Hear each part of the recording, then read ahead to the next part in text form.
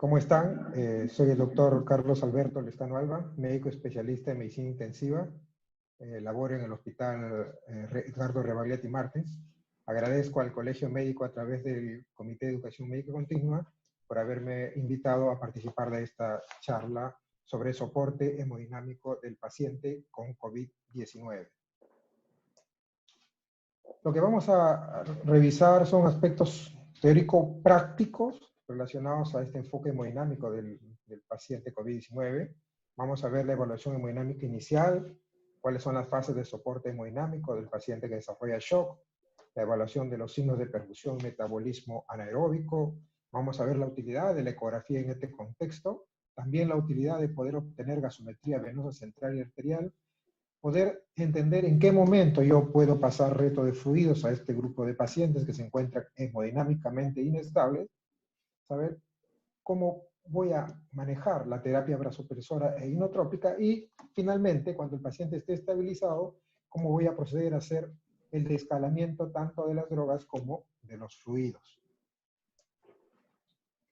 Para empezar, en cuanto a la parte hemodinámica enfocada al paciente con COVID-19, debemos entender de que el shock circulatorio, esencialmente séptico, ha sido descrito en el 13.4% de este grupo de pacientes COVID-19, pero críticos. Estamos hablando de los críticos, y cuando hablamos de críticos nos estamos refiriendo a aquellos que requirieron UCI, ventilación mecánica y o fallecieron. Entonces, en este total de pacientes, más o menos el 13.4% desarrolla shock circulatorio. Ahora, de lo que está descrito y de la experiencia que tengo manejando pacientes con este problema, hay que entender que la hipotensión asociada a COVID-19 está relacionada a diversos factores. No solamente hay que pensar que es hipovolemia. Ese es uno de los grandes errores que se comete, pensar de que toda hipotensión en un paciente con COVID-19 es hipovolemia. Y no necesariamente así, mucho menos dentro de la unidad de cuidados intensivos. La hipotensión puede estar relacionada a vasodilatación, que sí está secundaria probablemente a un proceso séptico, pero también lo podemos tener relacionado al uso de los fármacos, como los sedantes, el uso de antipiréticos, entre otros, que pueden generar hipotensión en este grupo de pacientes de manera aguda. Así también podemos tener el desarrollo de cor pulmonar agudo, primario por vasoconstricción hipóxica en un grupo reducido de pacientes, o por la microtrombosis que se está describiendo cada vez más en este grupo de pacientes, pero también por un adecuado manejo de la ventilación mecánica. Ya sabemos de que en este grupo de pacientes no todo es síndrome de estrés respiratorio agudo por más hipoxemia que haya. Hablamos del fenotipo H que parece un distrés, pero también se habla del fenotipo L, ¿no? Que es un paciente que no tiene compromiso importante de la compliance, ¿no? Es un paciente que no requiere mucho PIP. Entonces, cuando no sabemos diferenciar o clasificar adecuadamente estos pacientes, podamos utilizar niveles inadecuados de PIP, generando estas complicaciones como el cor pulmonar agudo. Y lo hemos visto eventualmente cuando no se hace una adecuada programación del ventilador. Otro de los aspectos que producen hipotensión en este grupo de pacientes o pueden contribuir a la hipotensión y al shock en este paciente es la miocarditis aguda viral, que también se está describiendo en este contexto, en donde vamos a ver pues esa depresión miocárdica o dilatación miocárdica asociada a alteraciones de los marcadores cardíacos, ¿no? La enzima cardíaca, ProBNP, entre otros. La hipovolemia, en realidad les digo que probablemente los colegas de emergencia o que tienden inicialmente al paciente puedan ver este problema de hipovolemia con más frecuencia, pero en cuidados intensivos nosotros no lo vemos con mucha frecuencia. De todos los pacientes que he podido evaluar hemodinámicamente, incluyendo evaluación de variabilidad de presión de pulso, evaluación ecográfica directa mirando la vena cava y el corazón, prácticamente hasta ahora no he podido encontrar un solo paciente que dentro de la UCI me justifique utilizar un resto de fluidos. Y también no hay que olvidarnos que los pacientes son sometidos pues, a procedimientos como cateterismo venoso central, la misma ventilación mecánica, que pueden generar problemas como neumotoras, motoras que van a contribuir también, esperemos que en lo mínimo, pero que pueden contribuir a generar también inestabilidad hemodinámica en este grupo de pacientes.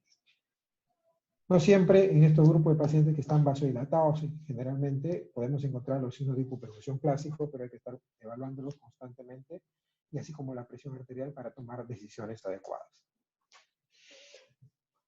Algo muy importante que también debemos entender es que para enfocar a estos pacientes con shock circulatorio asociado a COVID, no debemos olvidar de que debemos de contextualizar en qué circunstancia estamos manejando al paciente.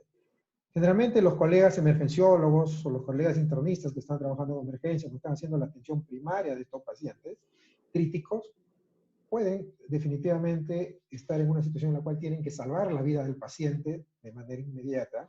Y eso significa garantizarle pues un buen manejo de la vía aérea para ventilación y oxigenación. Y si su criterio clínico le sustenta el pasarle fluidos, pues hacer una administración empírica de un bolo de fluidos, cristaloides esencialmente balanceados, si es posible, de 250 a 500 mililitros para esa hipotensión que esté amenazando la vida del paciente. La recomendación también es iniciar tempranamente noradrenalina y evaluar los efectos de esta noradrenalina, y me mejora la presión y me mejora la perfusión, ¿no? No hay que solamente iniciar y dejar ahí, hay que seguir evaluando constantemente al paciente. En la medida de lo posible, el manejo inicial, el monitoreo inicial se hace con catéter venoso central y línea arterial.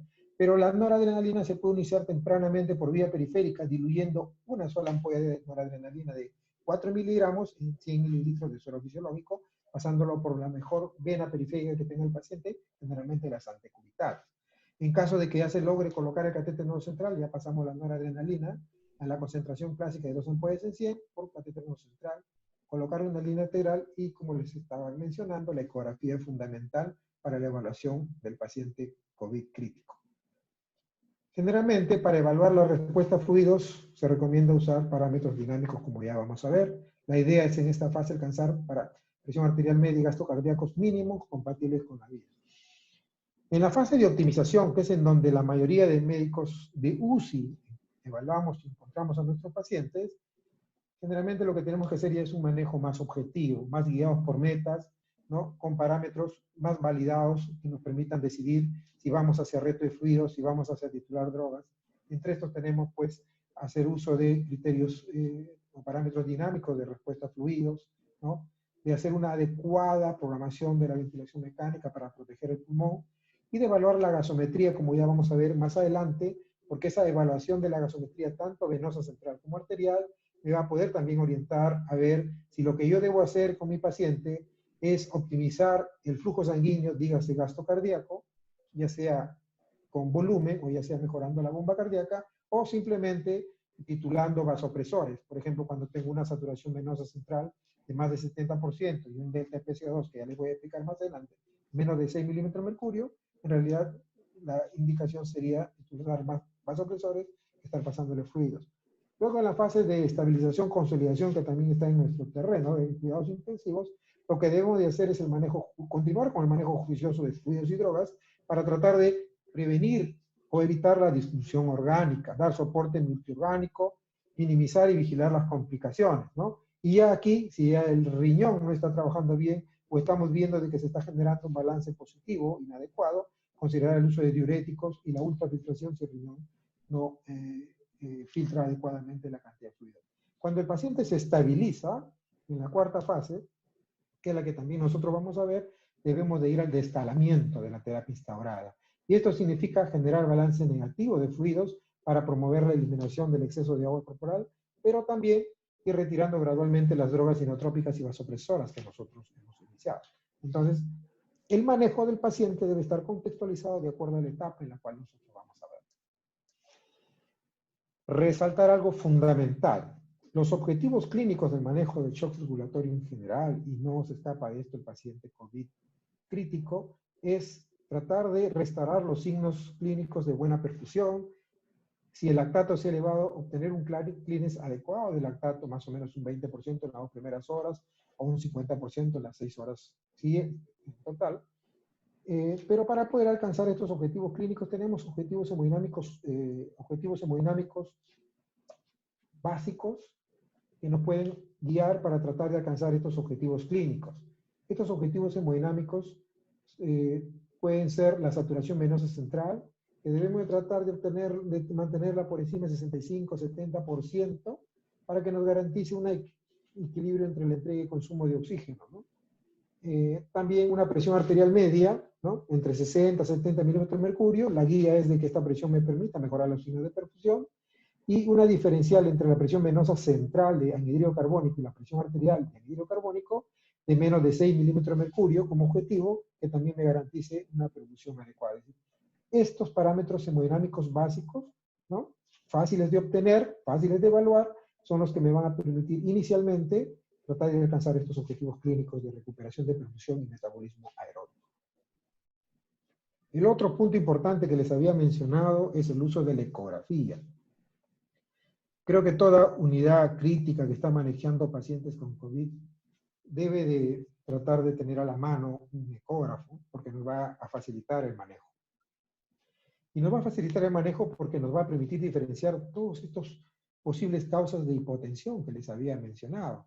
Nos va a permitir orientarnos si estamos ante probablemente un patrón de tipo hipovolemia o de tipo vasodilatación, o si estamos ante un problema probablemente de un coro pulmonar agudo inducido por el ventilador mecánico o propio de la enfermedad, o si el corazón ya por la miocarditis o la presión miocárdica por sepsis está teniendo problemas, o inclusive vamos a poder con la ecografía rápidamente poder detectar si hemos tenido alguna complicación asociada al procedimiento o barotrauma usando el ventilador mecánico.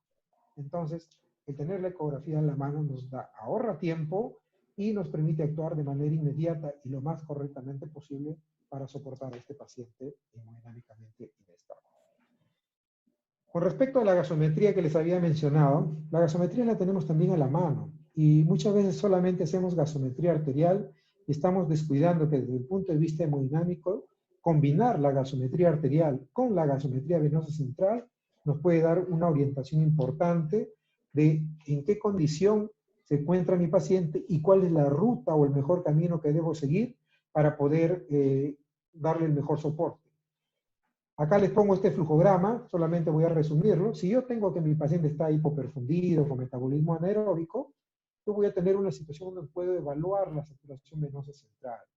Si la saturación venosa central está por debajo del 65%, definitivamente lo que yo me debo enfocar es a evitar de que se siga consumiendo más oxígeno, bajar la temperatura, el estrés, dolor, sedación, pero también a tratar de optimizar el transporte de oxígeno. Y eso significa incrementar el gasto cardíaco, incrementar la hemoglobina o incrementar la saturación arterial de oxígeno esencialmente. Pero para ver hacia dónde me oriento, la diferencia entre la presión de anhídrido carbónico venoso central y la presión arterial de anhídrido carbónico, conocida como gap de CO2 o delta de CO2, me orienta a ver si el problema que tengo que manejar es mejorar un flujo o simplemente tratar de optimizar la saturación y la hemoglobina en mi paciente. ¿Cómo?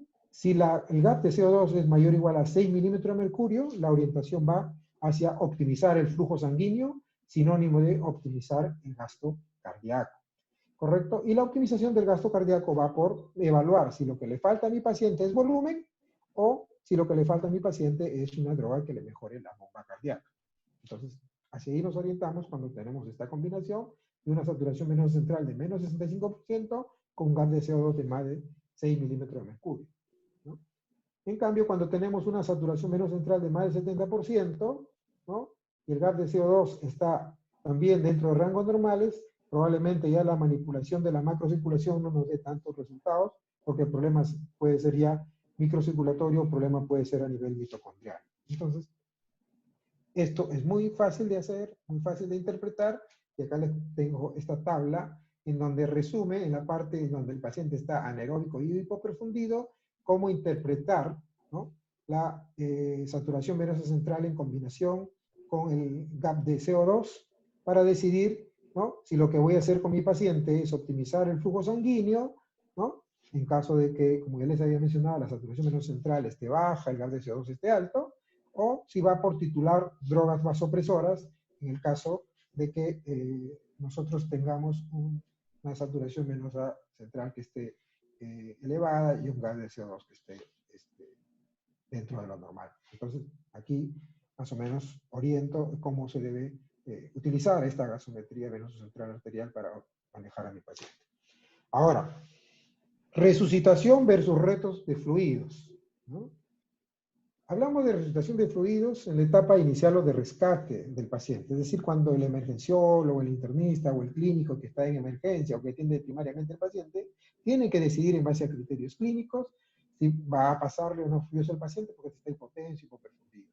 Esa es la resucitación con fluidos, ¿no? Y como ya habíamos recomendado, más o menos 250, 350, 500 mililitros de fluidos. Hay que tener mucho cuidado con este paciente que viene con el pulmón lesionado, porque a más fluidos que van hacia el pulmón, más deterioro oxigenatorio y menos posibilidad de tener una mejor performance, una mejor salida del paciente. En cambio, el reto de fluidos ya lo hacemos en la fase de optimización y consolidación, es decir, un manejo mucho más objetivo. Para hacer reto de fluidos, definitivamente yo debo de buscar que se cumplan 4 criterios antes de pasar fluidos, que los voy a resumir acá y los vamos a explicar uno por uno. Primero, debo de demostrar que mi paciente presenta signos de hipoperfusión y o metabolismo anaeróbico con o sin hipotensión arterial, ¿correcto? Es el primer criterio que se tiene que cumplir. El segundo criterio es que yo tenga sospecha clínica y hemodinámica, idealmente, de que mi paciente tiene hipovolemia y esta hipovolemia es la que está contribuyendo definitivamente a la inestabilidad hemodinámica. El tercer criterio es demostrar, y ya vamos a ver cómo, que mi paciente es respondedor a volumen. Recordemos que todos nosotros que estamos sanos, que tenemos un sistema cardiovascular adecuado, somos respondedores a volumen. Y eso por sí solo no implica que tengamos que pasarle fluidos a una persona, y lo mismo sucede en un paciente, ¿no? Entonces, para que a un paciente se le pase fluidos, tiene que cumplir estos 4 criterios y no solamente el tercero. Y el cuarto criterio, que es muy importante también en este contexto, es que mi paciente no tenga edema pulmonar hidrostático, es decir, que ya no esté sobrecargado de fluidos o que esté fallando el corazón y esté generando un edema pulmonar cardiogénico. Si se cumplen estos 4 criterios, entonces nosotros tenemos la tranquilidad y la seguridad de que podemos hacer reto de fluidos con este paciente y vamos a seguir reevaluando. Después de un reto de fluidos, nuevamente reevaluamos estos 4 criterios y si se vuelven a cumplir, podemos volver a pasar fluidos. Pero recuerden que el inicio temprano de la noradrenalina me ayuda a que yo restrinja también la cantidad de fluidos que vaya a administrar a este paciente, ¿no? Evitando de llevarlo a un pulmón húmedo. Entonces, el primer criterio era signos de hipoperfusión y un metabolismo anaeróbico con o sin hipotensión. Y los signos de perfusión los evaluamos pues en las 3 ventanas clásicas, ¿no? En la piel, con el llenado capilar, la temperatura de la piel, la coloración marmórea o no de la piel, en el riñón, con la presencia o no de oliguria, ¿no? Aquí hay algo que resaltar en este contexto de pacientes COVID, ¿no? Estamos viendo pacientes COVID que están haciendo un porcentaje determinado, ¿no? Falla renal que pareciera tener características de una falla renal intrarrenal per se, o sea, no prerrenal necesariamente, ¿no? Entonces, y muchos de ellos incluso cursan con ausencia de oliguria, ¿no? Entonces, hay que tener mucho cuidado a la hora de evaluar este criterio de hipoperfusión, ¿no? Que se ha explicado solamente por un problema de perfusión, como su mismo nombre lo dice, es decir, un problema de flujo sanguíneo. Y el otro criterio que nosotros podemos evaluar si el paciente todavía no ha sido sedado y relajado es el criterio de alteración de conciencia. Además, es muy importante evaluar el lactato, que lo tenemos en la mayoría de máquinas de gases arteriales, y si es posible también calcular esta razón entre el delta O A de CO2 y el contenido arterienoso de oxígeno. Pero acá tenemos ya herramientas clínicas y gasométricas que me permiten ver si mi paciente está con problemas de hipoperfusión y metabolismo anaeróbico. El segundo criterio que les había mencionado era ver si mi paciente tiene sospecha clínica y hemodinámica de hipovolemia. Aquí los signos y síntomas en el abordaje inicial, en emergencia, probablemente me puedan orientar, ¿no? Tenemos cosas secas, pérdida de turgencia de la piel, en un paciente que estaba haciendo fiebre, ¿no? Probablemente me orienten a que pueda tener cierto grado de déficit de volumen.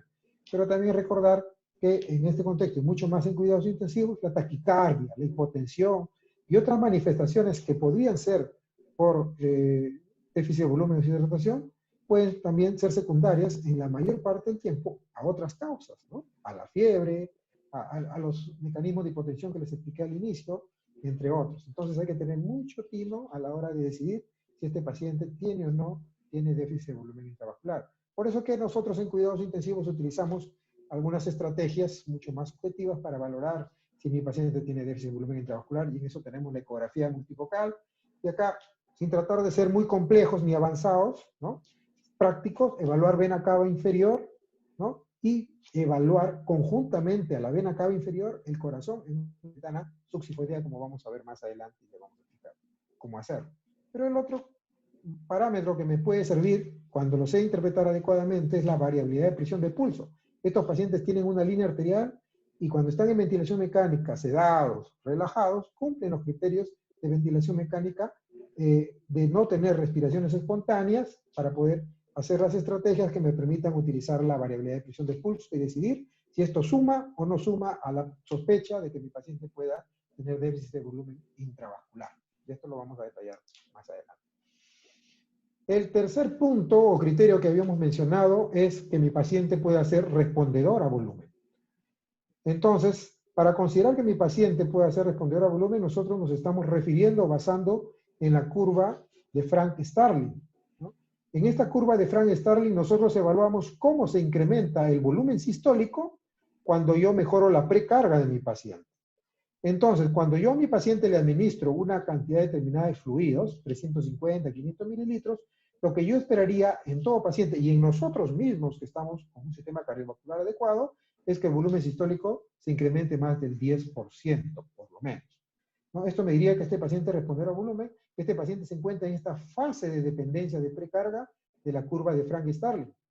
Y si nosotros tenemos la capacidad de evaluar pulmón, y ya entendemos lo que es la ecografía pulmonar, podemos ver cómo a nivel de pulmón, ¿no? En las zonas que no están comprometidas por el virus, ¿no? Tenemos las clásicas de deslizamiento pulmonar con las líneas horizontales, que me habla de que no hay congestión pulmonar.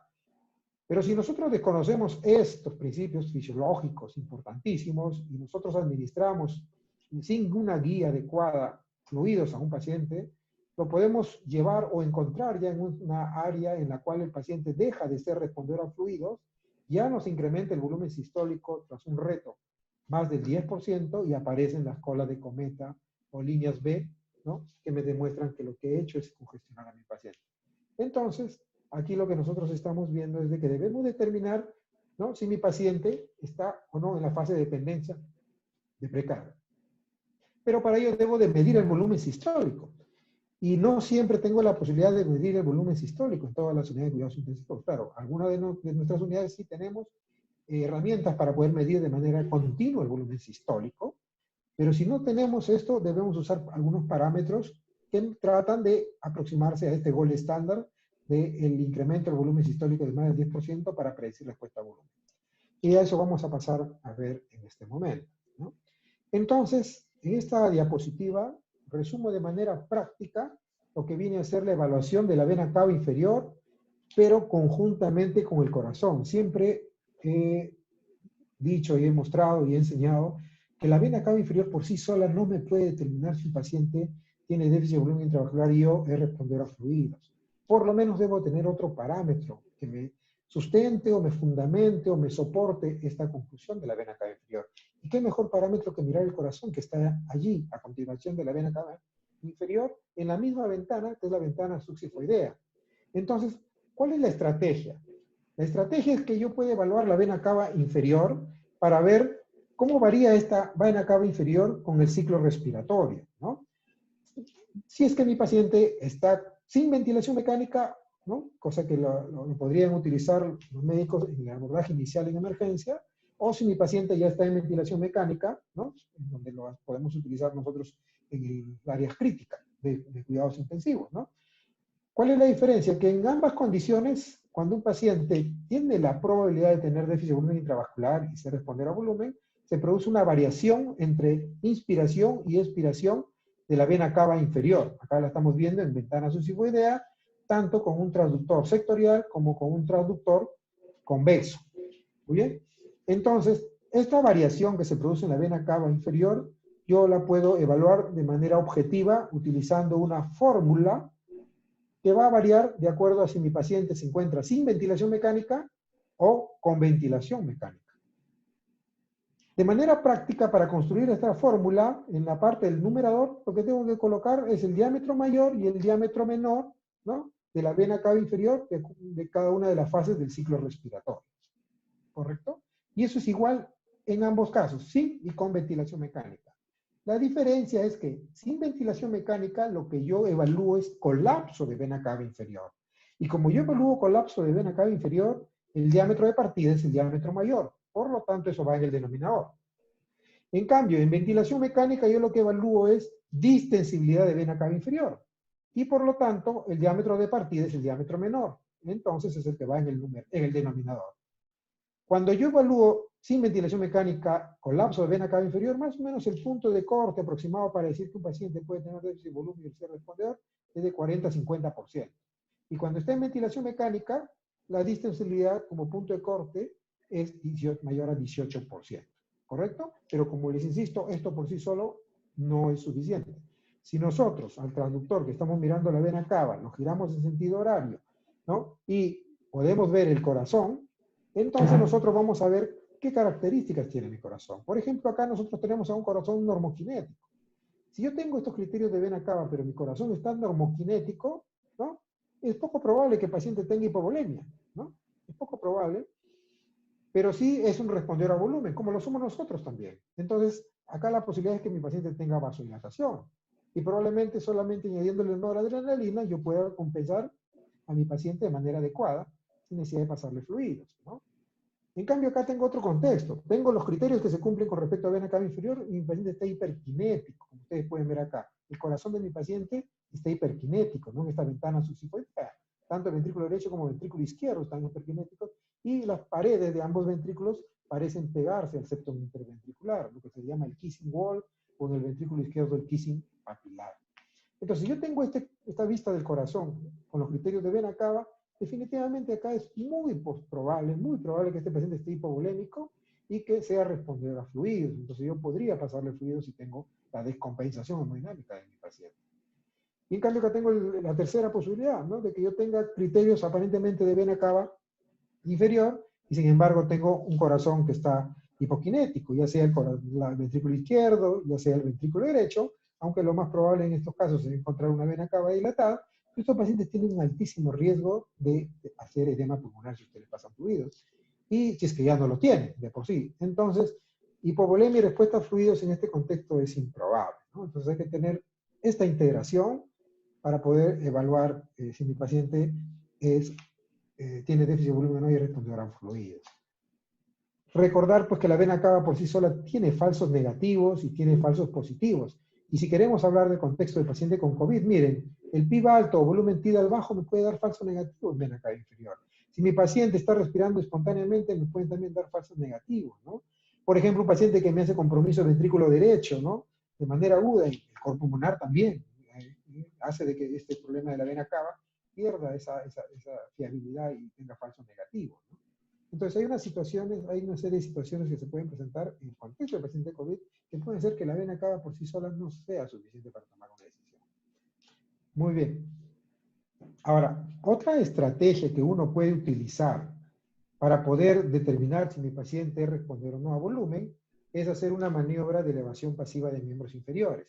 Yo tengo acá a mi paciente que se encuentra en la cabecera a 45 grados, ¿no? Y con una herramienta que me mida volumen sistólico de manera continua, yo mido su volumen sistólico, me da 30 mililitros, ¿correcto?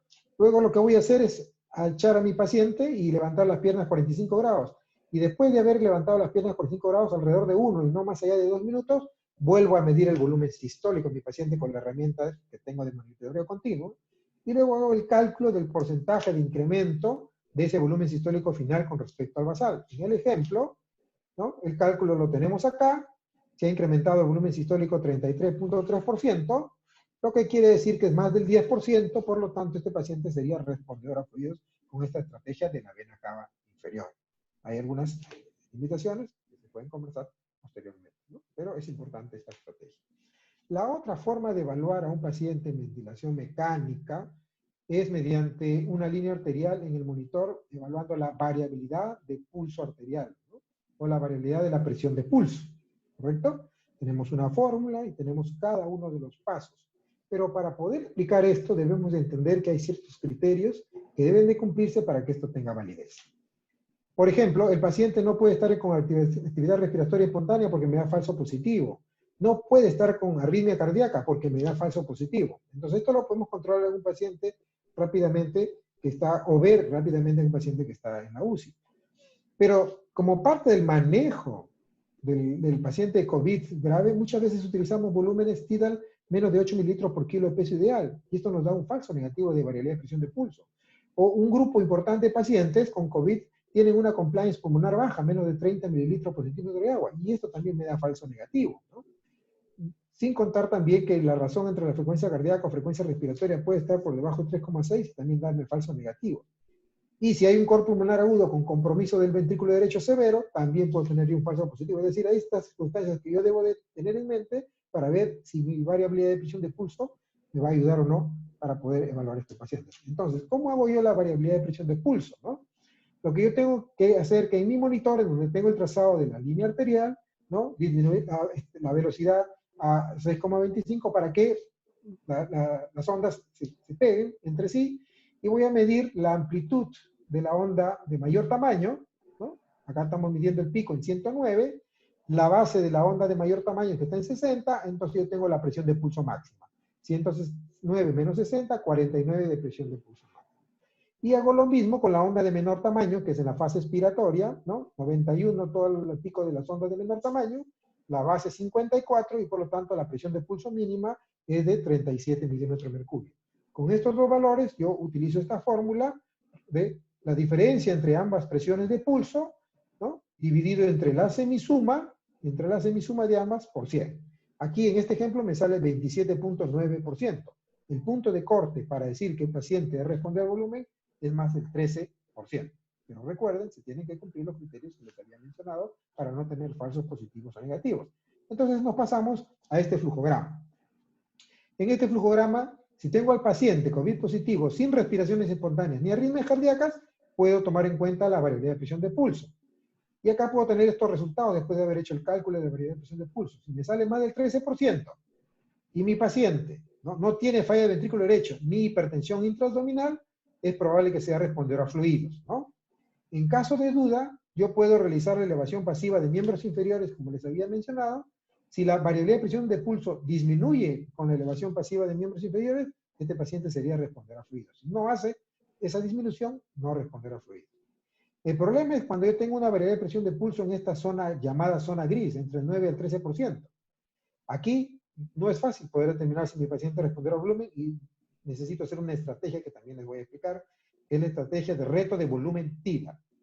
Y cuando es menos de 9%, menos o igual a 9%, si mi paciente, además de no tener respiración espontánea ni arritmia cardíaca, tiene un volumen TIDA mayor de 8 mililitros por kilo o una compliance mayor de 30 mililitros por centímetro de agua, sería improbable que sea responder a volumen.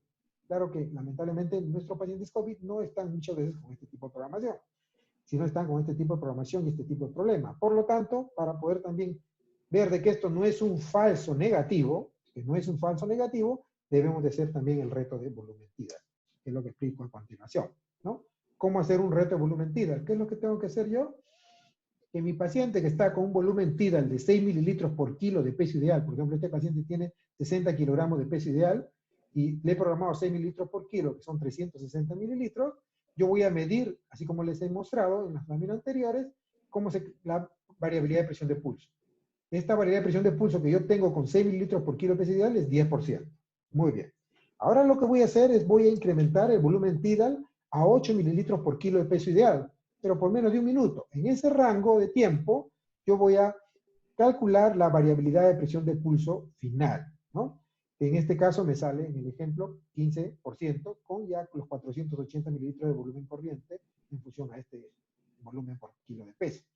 Entonces ya tengo una variabilidad de presión de pulso final, que es 15%, una variabilidad de pulso inicial, con 6 mililitros por kilo, que es 10%, y yo puedo restar ambos valores, ¿no? Y veo que de 15% a 10% se ha incrementado 5% la variabilidad de presión de pulso haciendo esta maniobra. Y eso me dice que como se incrementó más de 3,5% en este estudio publicado por Miatra, donde también participan Javier Monet y Jean-Louis Thébault, este paciente en ventilación mecánica bajo estas condiciones sería responder a volumen con una área bajo la curva muy buena, 0,99. Entonces aprendamos esta estrategia para poder darle mucha mayor practicidad y fiabilidad a la variabilidad de presión de pulso en este contexto de pacientes, ¿no? La otra estrategia que podemos usar, con algunas limitaciones también, es la elevación pasiva de miembros inferiores, pero combinado con variabilidad de presión de pulso. Yo tengo acá a mi paciente con la cabecera a 45 grados, su variabilidad de presión de pulso inicial en esa posición es 20%, luego elevo las piernas 45 grados en esta posición, y en 1 o 2 minutos vuelvo a evaluar la variabilidad de presión de pulso, que ha bajado a 15%, entonces veo que ha habido una disminución de la variabilidad de presión de pulso cuando yo he elevado las piernas, y esa disminución mayor a 1.5% también me haría sospechar de que ese paciente pueda responder a volumen. ¿Qué quiere decir? Que cuando yo hago una maniobra de elevación pasiva de miembros inferiores, lo que debería esperar en un paciente que responde a fluidos es que disminuya la variabilidad de presión de pulso. Si esta se incrementa en vez de disminuir, una de las sospechas que pueden tener ustedes es que haya una falla severa del ventrículo derecho. Otra de las estrategias que se puede usar en este grupo de pacientes para ver si es responder a volumen es utilizar el test de oclusión teleexpiratoria. Los pacientes están sedados, están relajados en ventilación mecánica, ¿no? Yo mido la presión de pulso promedio antes de hacer la oclusión teleexpiratoria, ¿no? Entonces tengo un valor de presión de pulso, por ejemplo acá tengo 35 milímetros de mercurio de esta presión de pulso antes de la maniobra, hago la pausa teleexpiratoria, 15 segundos de pausa teleexpiratoria. Tengo que programar a mi ventilador 15 segundos de pausa, ¿no? Y ver cómo hacia la conclusión casi de los 15 segundos se produce un aumento de la amplitud de la presión de pulso. En este caso a 40 milímetros de mercurio. Entonces ya tengo esas dos medidas, ¿no? Y puedo calcular pues cuál es la variación que se ha producido en esa presión de pulso de manera porcentual directa, y veo que el incremento porcentual de 35 a 40 milímetros de mercurio ha sido de 14%, más del 5%, ¿no? Y basados en el trabajo de Monet y Jean-Louis Tebol, este paciente sería respondedor a volumen con este test de oclusión teleexpiratoria. El cuarto criterio importantísimo que les había mencionado es el criterio de que mi paciente no tenga edema pulmonar.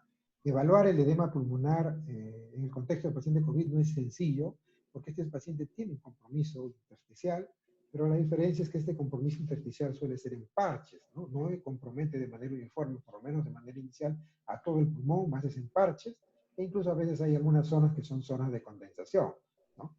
Entonces vamos a encontrar en algunas zonas que sí, es cierto, hay colas de cometa, ¿no? Pero estas se acompañan de cierto grado, a veces de alteración de la regularidad de la línea pleural, pero en otras zonas podemos encontrar zonas de condensación, o inclusive en algunas zonas podemos encontrar áreas de pulmón sano.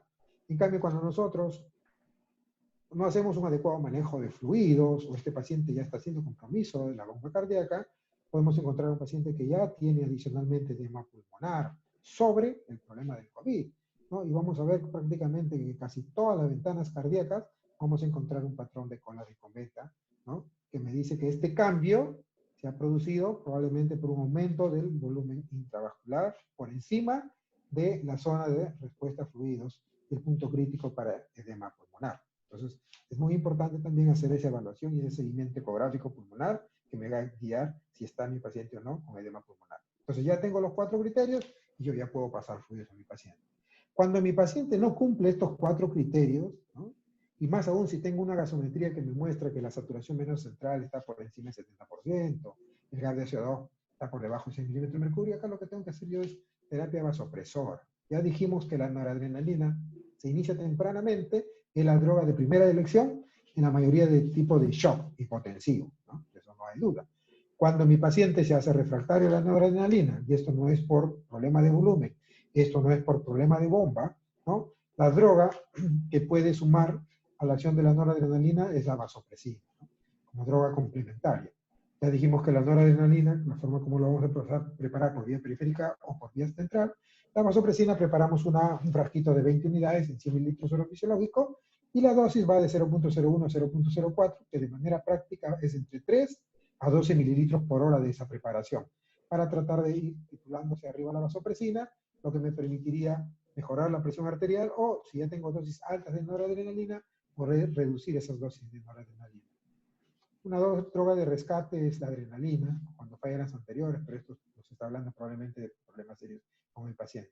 Si yo demuestro que mi paciente tiene hipocinesia, tiene problema de bomba, con problema miocárdico, entonces yo podría tratar de utilizar un inotrópico como la dobutamina para mejorar la bomba cardíaca, ¿no? En este contexto de pacientes, pero evaluando el efecto de la dobutamina porque puede tener resultados contraproducentes. Entonces hay que tener mucho cuidado con ello.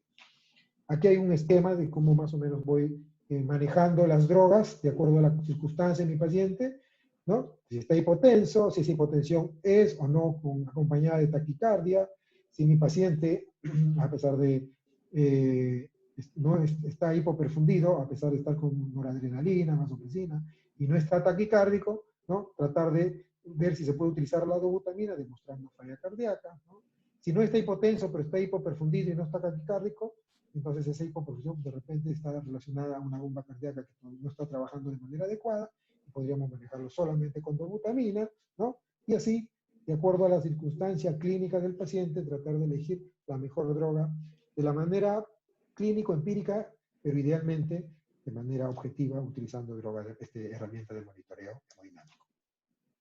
En la fase de deescalamiento, es muy importante, ¿no?, reforzar de que tenemos que hacer un balance hídrico negativo, ya no estar administrando fluidos endovenosos, nada de hidratación endovenosa, solamente favorecer la nutrición enteral, ¿no? Favorecer el balance hídrico negativo, con furosemidas, si mi paciente tiene una buena presión coloide osmótica, es decir, una buena cantidad de albúmina y proteínas, o si tengo una albúmina en menos de 3 gramos por ciento, podría optar por una combinación de administrar albúmina con furosemidas, ¿no? Siempre y cuando el paciente no esté con hipovolemia. Entonces, favorecer balance hídrico negativo. Recuerden que hay varios estudios en otros contextos que me muestran que los balances hídricos positivos por encima de las 24, 48 y más aún 72 horas se asocian a alta mortalidad. El destete de vasopresores. Aquí una recomendación práctica en base a la experiencia es que yo debo disminuir gradualmente los vasopresores si la perfusión está ok y la presión arterial media está por encima de 65 milímetros de mercurio aproximadamente, pero sobre todo, ¿no?, si yo tengo una saturación venosa central que está menos del 70% o un delta de CO2 más de 100 milímetros de mercurio y también estoy usando dobutamina, prefiero mantener la dobutamina y disminuir el vasopresor primero, ¿no? Hay que ir disminuyendo la noradrenalina hasta 0,1 microgramos kilo minuto si ya tengo también vasopresina. ¿Qué quiere decir esto? Que si yo tengo a la vez noradrenalina y vasopresina, ¿no?, y la noradrenalina está a dosis altas, idealmente mejor bajar la noradrenalina hasta 0,1 microgramos kilo minuto y luego, si la condición del paciente lo permite, ir bajando la vasopresina hasta suspender. Y posteriormente continuar ya con la disminución de noradrenalina. Y en el caso de la dobutamina, si yo tengo un paciente que está con dobutamina, su saturación venosa central está más del 70%, el delta CO2 está a menos de 6, entonces tengo las características clínicas y gasométricas que me digan que pueda disminuir tranquilamente ya la dobutamina, ¿no? Más aún si su presión de pulso, la diferencia entre la sistólica y la diastólica, está por encima de 40 milímetros de mercurio. Caso contrario, podemos disminuir primero el vasopresor y dejar todavía la dobutamina para ir disminuyéndolo más lentamente o posteriormente. Muy bien, entonces para terminar, puntos claves, ¿no? Hay que optar por una estrategia de fluidos conservadora, ¿no?, objetiva y basada en metas, no liberal, ¿no? Hay que usar parámetros clínicos y parámetros dinámicos para valorar la necesidad de fluidos, sobre todo en las etapas de consolidación del manejo, en las etapas de optimización del manejo, ¿no? Optar por catéter venoso central y línea arterial para el monitoreo, gasometría venoso central arterial y la ecografía, ¿no? Definitivamente. El uso de cristaloides, ¿no? No tenemos por qué desesperarnos por los coloides. Es más, tratar de no usar gelatinas, dextranos, almidones, usar cristaloides, y si tenemos a la mano los balanceados, preferiblemente usar los balanceados como lactato Ringer, Harman o los nuevos que están ingresando al país, ¿no? El uso de la norepinefrina como vasopresor de primera línea. Hay que evaluar si usando la noradrenalina en mi paciente se compensa. El uso de la vasopresina o adrenalina como alternativas o complementarias, ¿no? Hay que titular los vasopresores para la mínima presión arterial media que favorezca la perfusión, ¿no?, aproximadamente 60 y 65 milímetros de mercurio. Dobutamina, sí y solo sí hay evidencia de disfunción miocárdica y hay que evaluar el efecto de instaurarla. En el caso de shock refractario, el uso de hidrocortisona en dosis de 50 miligramos cada 6 horas o infusión de 200 miligramos cada 24 horas, pero si estoy haciendo monitoreo hemodinámico, este es un shock refractario, ¿no?, que está asociado definitivamente a un shock séptico, ¿no?, a un shock séptico con un patrón vasodilatado, ¿no?, esencialmente predominante, ¿no? Muy bien, agradezco nuevamente al comité organizador, ¿no?, por la invitación. y quedo a vuestra disposición. Gracias.